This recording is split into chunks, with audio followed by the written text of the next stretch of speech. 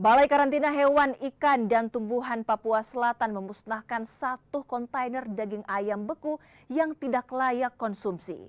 Pemusnahan dilakukan lantaran kondisi daging yang mencair dan berbau busuk.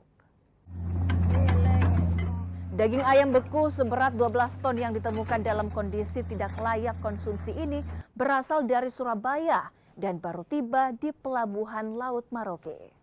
Petugas menemukan daging yang sebagian sudah mencair dan mengeluarkan bau tak sedap.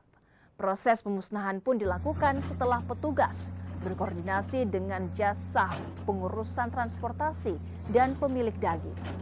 Membawa ayam beku. Setelah dilakukan pemeriksaan, ternyata salah satu kontainer ayam beku tersebut mengalami kerusakan sehingga ayam beku yang terdapat dalam kontainer tersebut rusak dan berbau serta busuk.